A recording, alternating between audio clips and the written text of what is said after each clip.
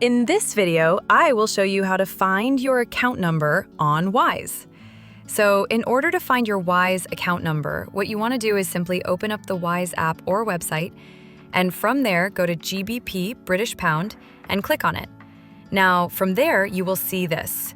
Just click on the green bar that has the number 744, etc. for me, right under your GBP balance.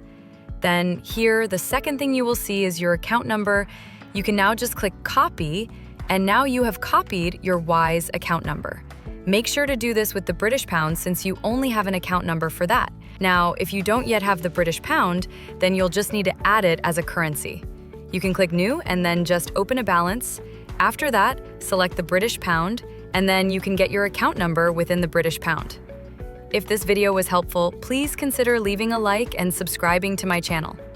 With that being said, I will see you in the next video.